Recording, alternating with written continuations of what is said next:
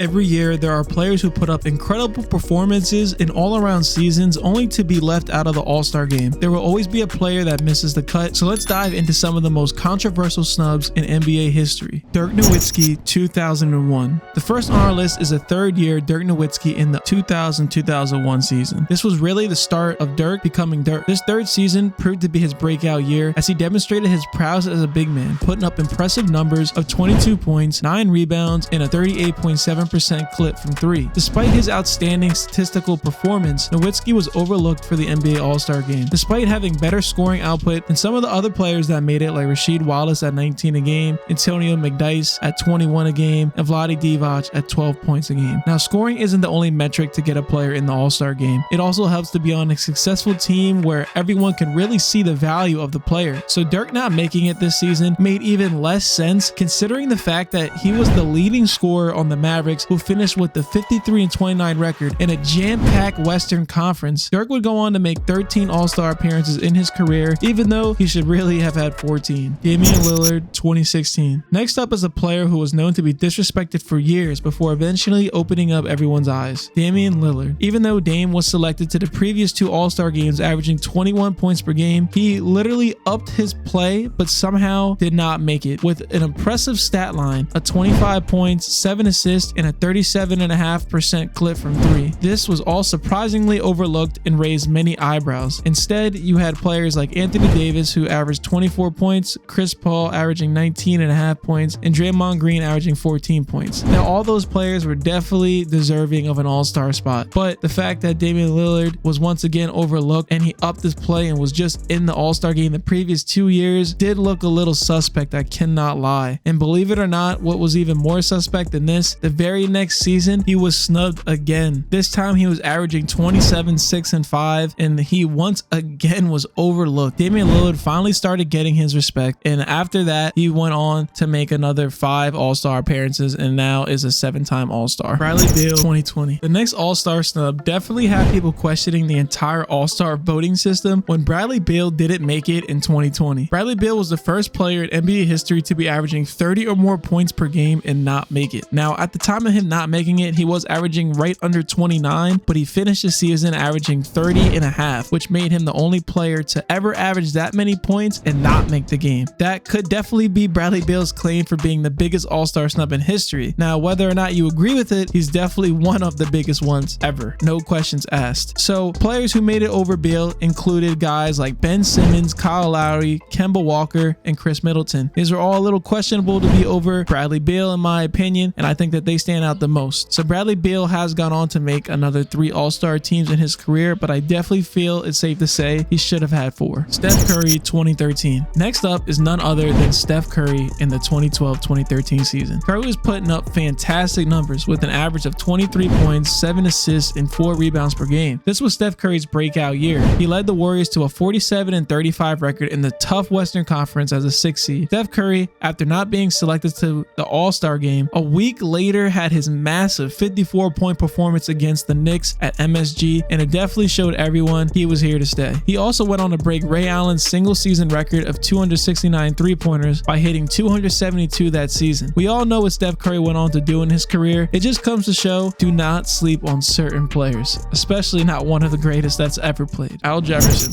2014. The Charlotte Hornets found a new cornerstone to their franchise during the 2013-2014 season when they signed Al Jefferson, who quickly established himself as the team's primary offensive player with averages of 22 points, 11 rebounds, and a block a game. Despite his impressive performance, Jefferson was denied an NBA All-Star appearance, while other centers who were selected included Roy Hibbert with a staggering average of 10.7 points and 6.6 rebounds per game and right around 2 blocks per game, and Joakim Noah, who averaged 12.5 points per game and 11.2 rebounds per game. They were both chosen instead of Al Jefferson. These exceptional numbers went unnoticed, much to the disappointment of Jefferson and his fans. The worst part about him not making it this season was the fact that Big Al led an abysmal Charlotte Bobcats team to the playoffs, and Bobcats and playoffs just do not go hand in hand throughout the history of the league. They finished with a 43-39 record, which was good for the 7th seed in the East, and the season prior to that, the Bobcats finished 15th in the conference with a 21-61 record. Al Jefferson not getting the All-Star nod here over someone like Roy Hibbert, who put up a measly 10-6 with good rim protection while being a second option on his team, it just baffles me. The same can really be said about Joakim Noah, although I think more highly of Noah at his peak than I do Roy Hibbert. It comes to show how much winning in seed position does matter when it comes to some of these All-Star selections. Unfortunately, Big Al never had a chance to play in the All-Star game, but anyone who is a real NBA fan knows Al Jefferson was easily an All-Star caliber player at the high points of his career and 100% deserved a spot in 2014. Karl Anthony Towns, 2017. Karl Anthony Towns experienced a familiar pattern of all-star recognition being delayed by a year as he exploded onto the scene with an exceptional sophomore campaign following his Rookie of the Year debut with impressive averages of 25 points per game, 12.3 rebounds per game, 2.7 assists per game, and 1.3 blocks per game. Despite being left off the 2017 All-Star team, Towns was recognized by the undefeated Mark J. Spears as a likely All-Star in the following year. As predicted, Towns was selected for the All-Star team in the next season. He went on to finish the season where he was not selected as an All-Star as a top 15 scorer in the 12th spot and a top 15 rebounder at the 6th spot, while also tallying 62 double-doubles, tied for second in the league. He was also 7th in win shares and had the 16th best player efficiency rating. It was tough to see Cat miss the All-Star game, but DeAndre Jordan making it as one of the centers for the West despite his play not coming close to the individual talent and play of Cat was a tough pill to swallow. Jordan had averages of 12.7 points per game, 13.8 rebounds per game, and 1.7 blocks per game. Very solid numbers for a starting center, but DeAndre Jordan was not near the caliber of a player as Cat was, even only in Cat's sophomore season. Towns' All-Star snub may have motivated him as he put on a dominant performance during the Rising Stars game, scoring 24 points, grabbing 11 rebounds, dishing out 3 assists, and recording 2 steals on 11 of 14 shooting in just 25 minutes of action. Monta Ellis, 2010. Another Golden State Warrior on our list who was snubbed from the All-Star game multiple times, to be fair, is Monta Ellis. In the 2009-2010 season, Monta Ellis was having a career year with averages of 25.5 points, 5.3 assists, 4 boards, and 2.2 steals per game. Unfortunately for Monta Ellis, he was in a situation where his team's success is the main reason he was overlooked multiple seasons when it came to making the All-Star game. The Warriors were a young team and struggling to win games. They finished that season with a disappointing 26 wins and 56 losses. But meanwhile, one of the guards who did make it over Monta out in the West was Jason Kidd. But this isn't a prime J. Kidd anymore.